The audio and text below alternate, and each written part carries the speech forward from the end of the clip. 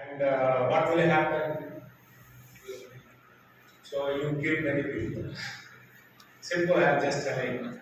And basic thing actually for an engineer is like whatever the training planned or proposed by the department basically. So we know, I mean your faculty members and what courses are needed for a student starting from first year to end of the final year. Accordingly, the syllabus will be, I mean the courses will be okay designed. And once you complete all these courses with the sincere efforts and with the good ranking or whatever, okay, so like the CGPA, then you will be a civil engineer. So now which elements should be arranged first and how they should be and why you require all.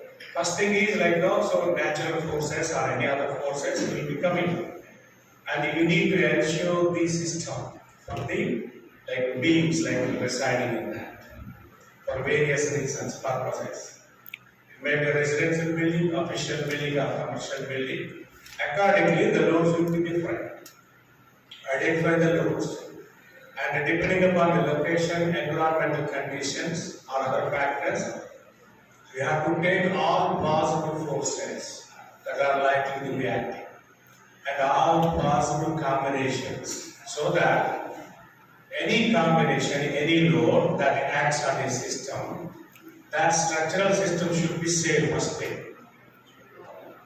And then serviceability. Serviceability means like performance without hampering the purpose for which it is designed. And finally, the economy. Economy depends, it varies from person to person.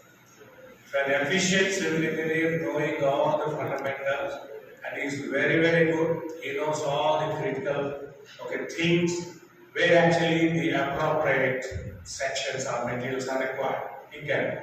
There is optimization. Now actually, so that is important thing because see a number of people will code for a structural system. Only one man will get L1.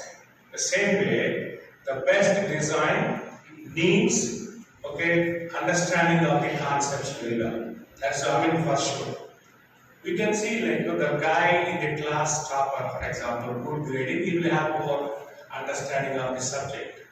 Good information. Then depending upon you are this one and everything. And the same way, an efficient engineer will tackle any problem, but he should know the problem. The understanding the problem is very important. So this is simple way, it's like logic. So we need to transfer all the loads to the ground and some element to be embedded in the ground. And then through that they will be connected and on that then another system will be acting and finally loads will be directly acting on the roof. So roof should be supporting the load and roof should be supported on the beam. Beam should be connected to the columns. Columns should be connected to the foundations and hence finally the load will be transferred to the ground. Then what type of loads they are? If simply self-weight or light loads acting, they are gravity load, directly transferring the loads to the floor. Suppose when you say if you are a traveler and when you're traveling in a bus, so then the driver when he maintains a constant speed, you will not feel any problem because your body is also traveling along with the bus. So sudden brake he applies, say, bus will be in that mode, that is braking will be applied, bus will be stopped. You are not directly connected to the bus base and what will happen? You will fall down. Suppose if your legs are tightened, connected to the bus base here, along with the bus base, your legs will also be traveling or will be resisting whatever the braking forces that are transmitted. Suppose then forward and backward movements and increase the frequency, that is just similar to your earthquake loading. And you take a mill, for example, like a rice mill. There will be a platform, rice grains will come on that. And then you separate them. But due to the vibration, then there will be like a spring system. The base will be vibrating. Suppose you assume that you are standing on that.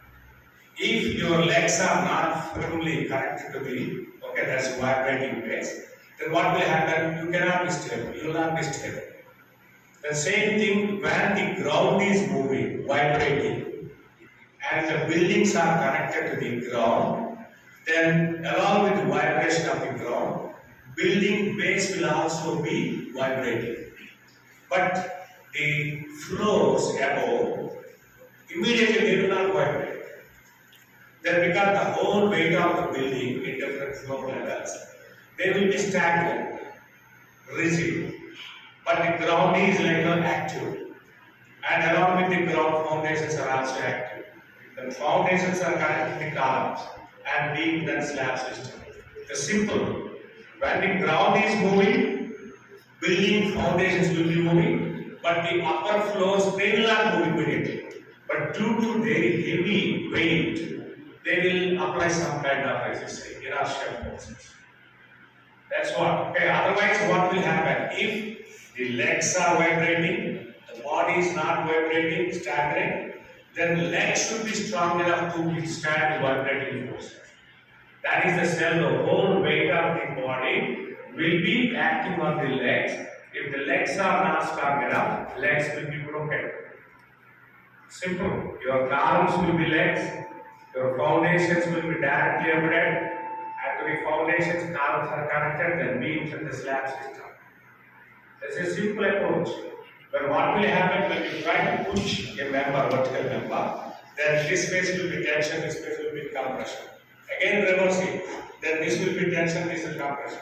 And increase the frequency. That is similar to your earthquake loading or any vibrational loading. So that is the one causing some of the elements will be following the ground movement. But the remaining part, the whole body is stagnant. And due to that one, the heavy weight of the building will result in some kind of horizontal forces to the legs. If the legs are not strong, if the columns are not strong, they will fail. If the legs, they are connected by links again. If the joints are not strong, joints will fail. Same thing for the human beings also. When you are moving something like a sudden brake, then suddenly you have to apply. Then your reversal of that. So suddenly the part should be good enough to resist. The same way, the earthquake resistant design also will have. But the only thing is to take care of all these reversal of forces. One has to do something good design and detailing, so that whatever the deformations, non-linear deformations, strains, non-linear, are beyond the limit, beyond the elastic limit. So that is what the whole idea actually. Then we have the reinforced concrete. Then we have to identify the proper design, sectional dimensions, material, and detailing. Okay, next one. This is a typical building. And then there is a reinforced concrete building. All these constructional things are not possible when you have not analyzed. Analysis is required. Understanding the loads acting, understanding the load combination, and understanding, suppose earthquake load you take, or wind storms if you take. Unless you understand physically how this structure is going to be formed, and you will not understand which section is critical and which section needs then what type of reinforcement or what type of designs. Next.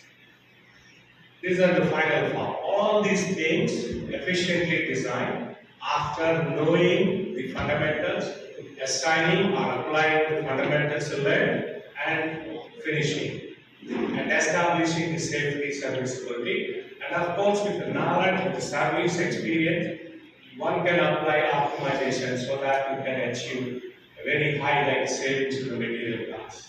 Next. This is a typical building you take. You can also take an existing building, apply the gravity loads and the earthquake load. You find the difference in the basically bending moment and shear forces. But the gravity loads, this is the typical bending moment and shear force diagram. When the earthquake forces are acting, we have the lateral force. Lateral forces, they will cause different types of deformation and the stresses, strains different. But all of them should be taken into account for the final safety of all like loads and load combinations. Next. This is a building say subject to earthquake loading. That is a circle one, that is a joint. The same thing is the case when you take any structural building. So there we have different types of flows, different flow level, and different base also in the vertical direction.